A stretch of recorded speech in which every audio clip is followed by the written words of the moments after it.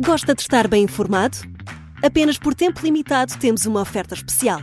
Todos os conteúdos Observador com 52% de desconto. Ler as notícias que importam, ao minuto, artigos de opinião sem restrições ou acesso antecipado aos Podcast Plus e muitos mais benefícios. Tire a prova dos 9 e descubra as nossas ofertas. Flash Sale Observador. Mais benefícios, metade do preço. Assine agora em observador.pt por 1 ano com 52% de desconto. Esta é a história do dia da Rádio Observador. Como é viver no bairro do Zambujal?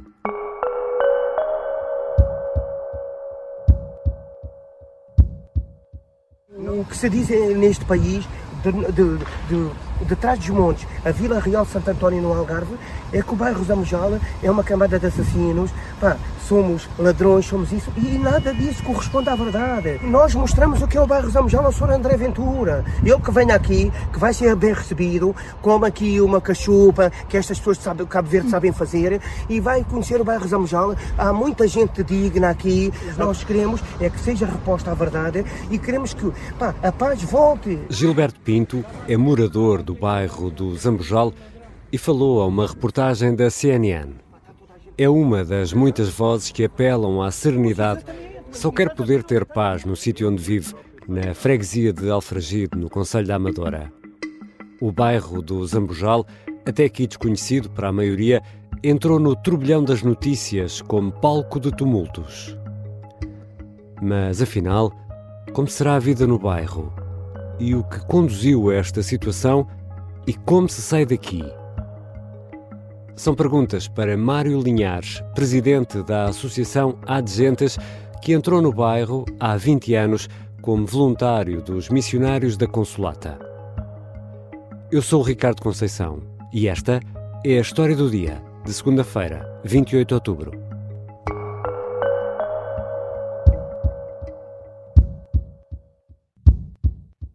Bem-vindo, Mário Linhares. Obrigado pelo convite, Ricardo. É um prazer estar aqui. Há quanto tempo trabalha no bairro do Zambujal e já agora explique-nos o que é que faz aí. Eu conheci o bairro do Zambujal em 2002, quando comecei a fazer voluntariado lá, e das primeiras atividades que fiz foi alfabetização de adultos, aulas de guitarra para crianças, acompanhamento de estudos. Isto porque os missionários da Consolata começaram a trabalhar lá e eu estou ligado aos missionários da Consolata há muitos anos. E eu vim para lá e havendo tantas necessidades, eu acabei por responder assim, eu tenho aqui umas horas do meu sábado que consigo dedicar a este bairro e a esta comunidade. Portanto, a minha história de ligação ao bairro é esta. E esse é um trabalho que continua a fazer?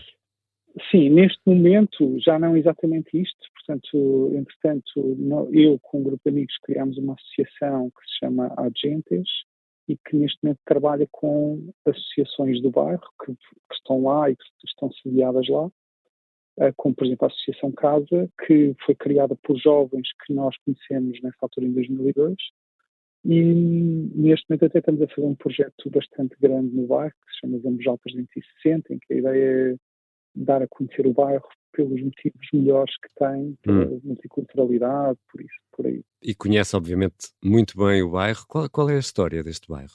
Pois, exato. Eu tive que estudar um bocadinho a história do bairro porque eu próprio queria perceber como é que isto aconteceu, não é? Como é que estas pessoas foram para ali, como é que este bairro foi construído.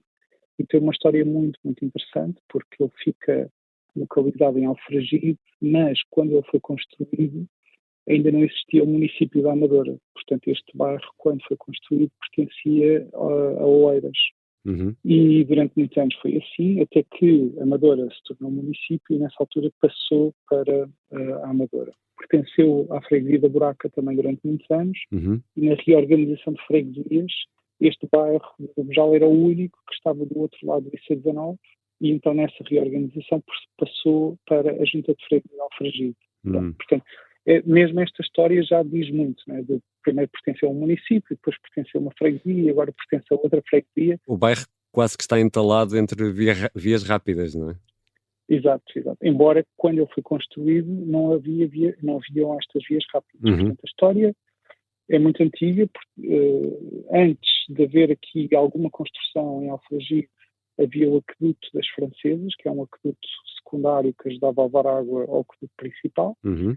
E o que aconteceu foi que, no final dos anos 60, com as grandes cheias de 68, muita população nos arredores de Lisboa ficou desalojada e o Estado Novo começa um fundo de fomento para a habitação e constrói alguns bairros.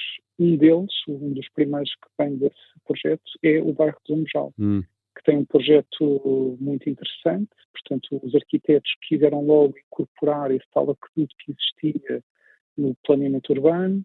Portanto, esse aqueduto acabou por dar uma rua pedonal ao bairro, que é a Rua das Mães d'Água, e as primeiras pessoas que foram habitar este bairro, no fundo, é essa população migrante portuguesa que veio de Trás-os-Montes, das Beiras, do Alentejo, que vivia em Lisboa à procura de melhores condições de vida, mas vivia em condições muito precárias, e foram essas pessoas que foram para ali viver no início dos anos 70. E hoje, qual é o desenho da população aí no bairro? Quais são as principais comunidades? Hoje existe, portanto, a principal comunidade é a comunidade portuguesa, esta comunidade migrante, que é uma comunidade muito interessante porque são pessoas que, na maioria, têm a 4ª classe, mas os filhos já fizeram cursos universitários. Né? Portanto, tudo isto, ao nível sociológico, é muito interessante analisar. Depois temos uma segunda comunidade muito forte, que é a comunidade cabo-verdiana, que também é uma comunidade muito interessante porque prestou muitos serviços ao nível de trabalho doméstico, trabalho de construção civil, não é? Portanto, e cujos filhos também, a maioria estudou e fez cursos universitários. Portanto, muitos amigos que eu tenho do bairro, uns são físicos, outros são assistentes sociais, portanto, outros são veterinários.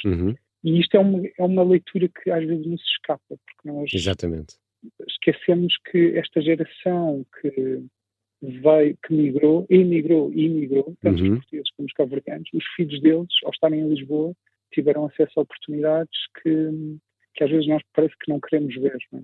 Pronto, e o terceiro grande grupo é a comunidade cigana, que é a comunidade portuguesa também, e que também inicialmente, nos inícios dos anos 70, migrou do Alentejo para ali, e que depois, com mais demolições de bairro em Lisboa, do bairro das Fonteirinhas, outros bairros, muitas famílias vieram mais tarde, já nos anos 80, 90, também para o bairro. Portanto, é assim um bocadinho esta mistura, estas são as três comunidades principais. E convivem ou vive cada um no seu canto do bairro? Portanto, os primeiros anos do bairro, os primeiros mesmo, portanto, anos 70 e 80, a vida era muito, as pessoas contam que era muito feliz, as pessoas davam-se todas muito bem, era assim uma vida de bairro, tudo muito entusiasmado por ter uma casa, pronto. Depois há ali uma fase difícil, anos 90, com drogas muito fortes, portanto, tal aquilo que nós sabíamos que acontecia no Casal Ventoso, acontecia ali também, e isso marcou muitos jovens, alguns porque a coisa correu mal e acabaram por morrer, e outros porque viam os amigos a morrer, disseram, eu não quero isto para mim, e eu tenho que fazer qualquer coisa para mudar isto. Portanto, muitos dos mediadores sociais, jovens que criaram associações que trabalham no bairro, são jovens que tiveram esse apelo de dizer temos que fazer qualquer coisa para que isto não continue. Portanto, nasceu de dentro também, é bonito isso de ver. E neste momento as relações são muito pacíficas entre comunidades, ou seja, a comunidade portuguesa, cabo-verdiana e cigana dão-se muito bem, é muito pacífica. Pode haver às vezes algum desentendimento de uma família com outra, mas são coisas muito pontuais, não tem a ver com grandes grupos. Quando falamos nestes bairros, por vezes temos estas imagens de que o bairro, não sei, me dirá o Mário, o bairro é uma espécie de uma ilha, uma zona quase impenetrável. Como é que é o bairro do Zambojal aí na freguesia de Alfragide? É uma ilha? É algo? É uma rua por onde se passa? Explique-nos lá. Exato. O bairro é interessante porque quando ele foi construído, ele de facto era uma ilha porque não havia mesmo mais nada à volta. Alfragide não existia. E depois, nos anos 90, houve muitas cooperativas de habitação, Alfragide foi crescendo E o que aconteceu, de facto, foi que com a transformação daquela estrada que ligava Sintra a Lisboa, que se transformou na BC19 e depois a Cril, o bairro ficou ali nessa encruzilhada e muitas pessoas passam por ali para ir ao IKEA ou ao Leite Alfragide, mas não há propriamente razões para ir ao bairro de Zambojal, a não ser quem vive lá, ou então alguém que precisa de ir à Agência Portuguesa do Ambiente, porque também fica dentro do bairro de Zambojal. Isto é curioso, porque as pessoas valorizam muito isso, as pessoas que vivem no bairro olham com muito bons olhos, veem com muito bons olhos a presença da Agência Portuguesa lá, do Ambiente, e portanto, desse ponto de vista, eu diria que para uma pessoa que não tem nenhuma ligação ao familiar, é difícil encontrar razões para ir ao bairro de Zambojal, de facto. Portanto, ele continua a estar um bocadinho isolado. Também por esse motivo é que nós estamos a fazer este projeto que tem uma componente arte urbana e que temos levado muitas pessoas ao bairro para, no fundo, abrir as portas do bairro. Porque o bairro é grande, não é só uma rua, de facto. Tem 2 fases de construção, os arquitetos quiseram fazer ruas largas, uma exposição solar, tem muitos jardins, tem 2 ruas pedonais, e quando as pessoas entram pelo bairro adentro e circulam lá dentro, ficam geralmente muito surpreendidas pela positiva com o planeamento urbano, com as pessoas que os cumprimentam e que dizem bem-vindos ao nosso bairro. Portanto, é muito agradável entrar, só que é difícil alguém entrar porque não há propriamente razões ainda, mas nós estamos para a ir criá-las. Exato. E a maioria das pessoas que aí vive trabalha, os miúdos vão à escola, como é que é o dia-a-dia?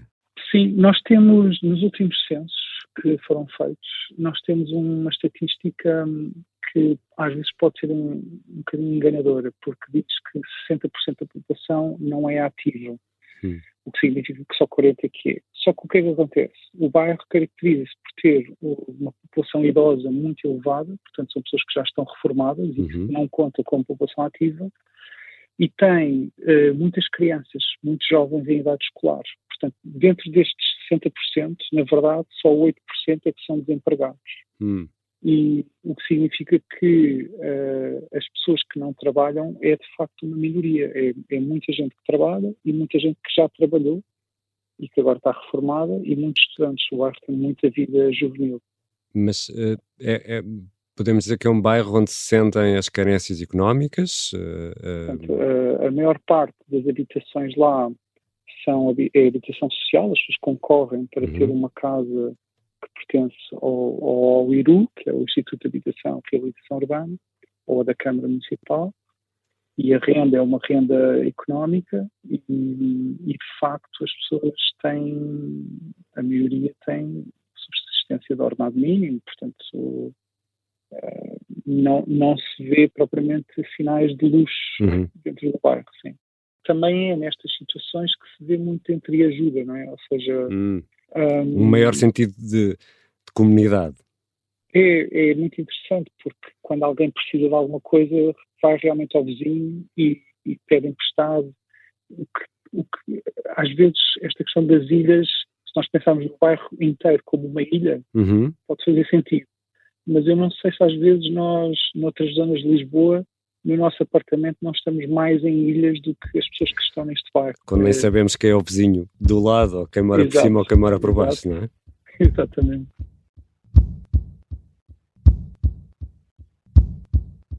Já regressamos à conversa com Mário Linhares, presidente da Associação Agentes, que trabalha há 20 anos no bairro do Zambojal. A revolta que degenerou em violência será um epifenómeno ou será algo mais?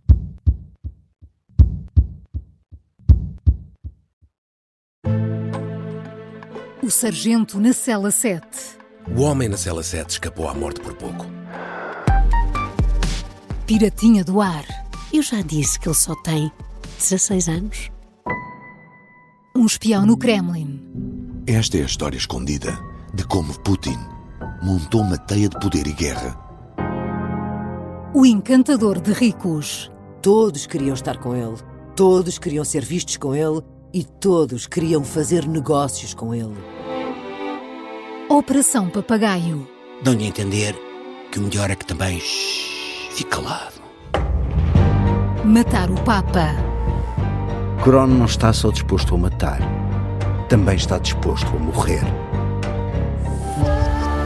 Um rei na boca do inferno. A mansão da boca do inferno está cheia de espiões e informadores, por dentro e por fora. São histórias que fazem parte dos Podcast Plus do Observador. Pode ouvir no site do Observador, nas plataformas de podcast e no YouTube. Podcast Plus é mais do que um podcast. Estamos de regresso à conversa com Mário Linhares, presidente da Associação Agentes, no bairro do Zambojal, freguesia de Alfragide, concelho da Amadora. Mário Linhares, o Zambojal é um bairro perigoso? Eu diria que estas notícias dão um ar muito enganador do bairro, mas também é verdade que quando nós entramos no bairro sozinhos, podemos ficar com uma impressão de insegurança. Porquê? Porque o bairro tem um problema de limpeza, é um problema de há muitos anos, que tem várias origens, há ali ainda alguma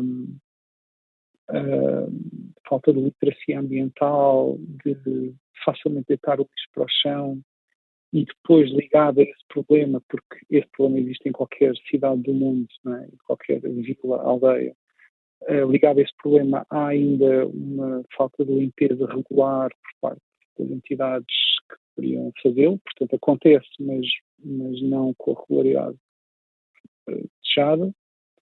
E quando nós circulamos num espaço que está maioritariamente sujo, há uma sensação de alguma insegurança. Pronto. Mas, na verdade, quando nós circulamos no bairro acompanhados por alguém que conhece o bairro, o sentimento de insegurança desaparece. E eu digo isto não porque estou lá há 20 anos, mas porque no último ano tenho levado muitas pessoas ao bairro.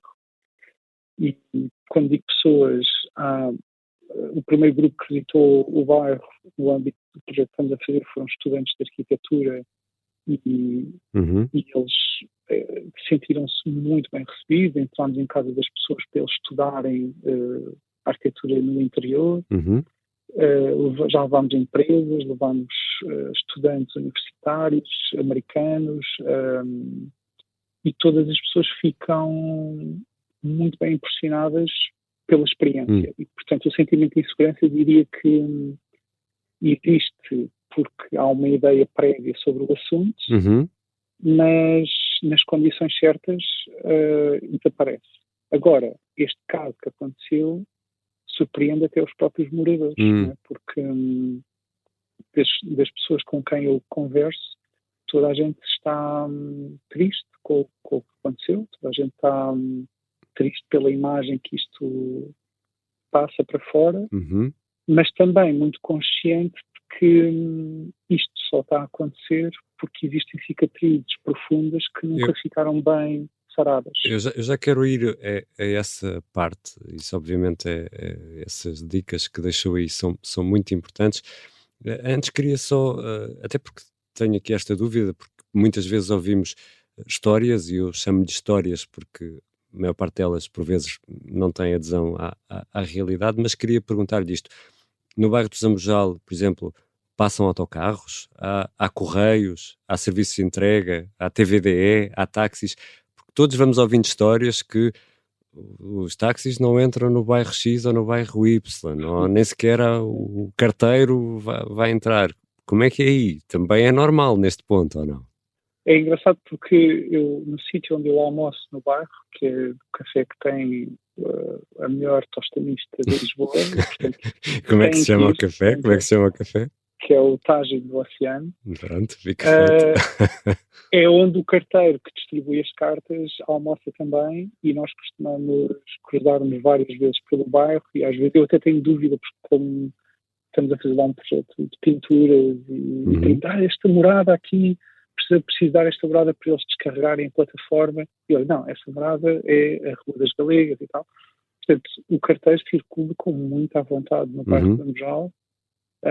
Os táxis também, os autocarros também circulam por dentro do bairro, e foi uma conquista, ou seja, há uns anos atrás os autocarros não circulavam, e foi uma conquista do bairro conseguir que o autocarro passasse. E, portanto, há mercearias, há cabeleireiros. O bairro tem, por exemplo, o estufador da Buraca, que é o estufador mais conhecido de Lisboa, porque a maior parte das empresas renova os toques dos carros ali. E, por exemplo, eu fiquei tão fascinado com esta história que não precisava propriamente de renovar o estufo do meu carro, mas quis ir lá só para experimentar. E ficou bem servido. Ficou muito bem servido, mas tive que ficar 2 meses à espera, porque a lista de espera é gigante, o que mostra a fama que tem, não é? E, portanto, este ambiente de família quase que existe é muito forte. E a relação com a polícia, como é que é? A relação com a polícia também é, por exemplo, este café que eu estava a dizer, a polícia costuma ir lá tomar o pequeno almoço. Vários, quase todos vão lá. E estão lá, sentados à mesa, com toda a gente, e não há propriamente conflito. Nós, no projeto que estamos a fazer, que implica o descarregamento de plataformas elevatórias para os artistas pintarem, a polícia foi 5 estrelas connosco e acompanha, neste caso, o descarregamento e depois o carregamento da plataforma, vai lá, não vai propriamente concluir a prova de balas, vai lá acompanhar e cumprimentar as pessoas e as pessoas falam com... Ou seja, a imagem que nós temos hoje é que a relação é super tensa e nada saudável, mas de facto não é assim. Não é isso que se sente aí, não há inimigos, não há o nós e o eles? Não há o nós e o eles e a polícia conhece bem o bairro, conhece bem as ruas do bairro. Aliás, a esquadra da polícia é à porta do bairro. É a entrada do bairro, não é? Exato. Claro que neste momento é uma relação tensa com um grupo muito específico, não com a maioria dos moradores. E como é que os jovens, um adolescente, 16 anos ou 15 anos, do bairro do Zambojal, olha para um bairro de Lisboa, olha para a cidade de Lisboa? Há alguma tensão na forma como se relaciona com esta parte da cidade, com o centro da cidade, ou não?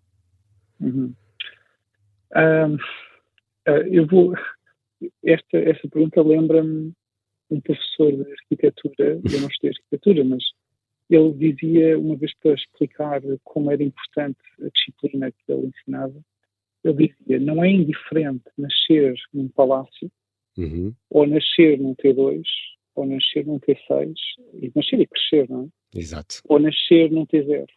Não é indiferente. Claro.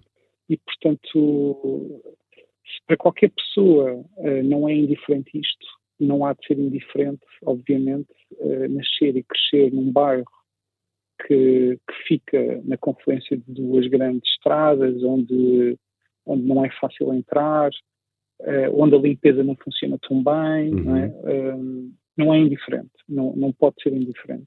E há responsabilidades de toda a gente nisto, há a responsabilidade de quem vive lá de querer criar um bairro melhor, e o bairro de Zambojal, eu digo, os tempos mais difíceis dele já passaram, ou seja, estava numa fase muito boa, com muitos bons sinais, muita gente a ficar a conhecer o bairro pelos melhores motivos, com pessoas a mostrar orgulho, a dizer que são do bairro de Zambojal, e eu espero que isso volte rapidamente, porque... E agora chegamos a esta situação, estes atos de violência a que assistimos são atos isolados, quer no tempo, no espaço, quer a quem os pratica? Como é que o bairro olha também para isto tudo?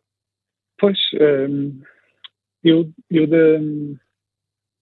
daquilo que tenho falado e conversado com as pessoas, há um sentimento de tristeza grande por isto estar a acontecer. Este eu acho que é o sentimento mais geral. É um sentimento de que pena que isto nos está a acontecer aqui no sítio onde vivemos. E por isso, por eu constatar este sentimento, eu só consigo perceber que isto é uma coisa muito pontual, que rebentou, e basta um pequeno grupo querer manifestar-se e fazer ouvir a sua voz deste modo, que não é o modo correto, para que facilmente se olhe para um todo a partir da parte, não é? Do pormenor. Agora, como é que se chegou aqui? Como se chegou aqui, exatamente. Exato, como é que se chegou aqui? parece-me que tem que haver, em primeiro lugar, um esclarecimento isento do que aconteceu na Cova da Moura com a morte de uma pessoa, não é? Portanto, e enquanto isso não ficar bem esclarecido, vai haver aqui um sentimento de injustiça que está recalcado noutras histórias que eu também vou ouvindo, que eles volta e meia contam, porque há 10 anos atrás também aconteceu isto e nunca se resolveu, nunca se chegou a saber a verdadeira razão, e a pessoa que matou nunca foi condenada. E não tem a ver só com a polícia. Às vezes há outras histórias entre pessoas em que uma morre e a investigação nunca foi concluída. A falta de uma verdade ou de um esclarecimento, no fundo, ajuda a alimentar toda esta raiva, é isso? Sim, porque depois as pessoas se sentem invisíveis, esquecidas, quase como cidadãos de segunda, não é? E é isto que depois faz com que, de repente, se perca a noção e se tomem atitudes que não são as mais corretas. Não é? E como é que saímos daqui, Mário? Como é que saímos daqui? Parece-me que é muito importante a investigação ser célere e esclarecer cabalmente o que aconteceu, até porque, seja uma situação ou outra, é importante que se clarifique e que se perceba que os seres humanos também erram e que, seja ele qual foi o que errou, que se perceba exatamente o que aconteceu. Parece-me também que é muito importante que estes territórios não continuem esquecidos. Por exemplo, o projeto que nós estamos a fazer lá, que se chama Zambojal 360, é um projeto que envolve os 17 Objetivos de Desenvolvimento Sustentável, e cada pintura que temos da arte urbana é sobre um desses objetivos, em que é contado através, por exemplo, o objetivo número 1, erradicar a pobreza, é contado a partir de uma história real, de uma família do bairro, o que é que eles fizeram para que uma família não ficasse na pobreza, não é? E nós, com este projeto, encontramos 17 parceiros incríveis, por exemplo, o Turismo de Portugal, que disse logo no primeiro momento, sim, nós queremos que quem visita Lisboa conheça o bairro de Zambojal e vos vá visitar, e que seja guiado por um jovem do bairro que diga, é aqui que eu vivo e eu tenho orgulho em viver aqui. E é aqui que vocês podem almoçar, onde se come uma boa cachupa, onde se come um bom gregalho. Temos parceiros como, por exemplo, a Casa da Moeda, que desde o primeiro momento disseram, nós queremos trazer aqui os nossos colaboradores, queremos que conheçam o bairro, as histórias das pessoas. E eu penso que este é o caminho para sair de questões como estas, é abrir as portas, encontrar razões para ser fácil de entrar, conhecer as histórias destas pessoas e as pessoas perceberem que de fora realmente há interesse em conhecer, em elas serem conhecidas. Ou seja, que elas não são invisíveis, não é? Que elas não são colocadas à parte. Eu penso que é esse o caminho. Não, é esta integração social, em vez de mantermos todos aqui, cada um nas suas ilhas, né? Uns numa ilha mais privada e outros numa ilha mais pública. Mas temos que nos interessar mais uns pelos outros, sim. Obrigado, Mário Linhares. Obrigado pelo convite.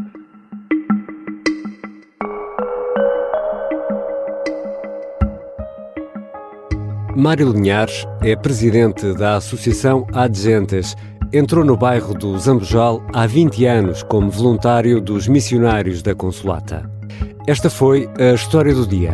A sonoplastia é do Pedro Oliveira, a música do genérico do João Ribeiro. Eu sou o Ricardo Conceição. Até amanhã.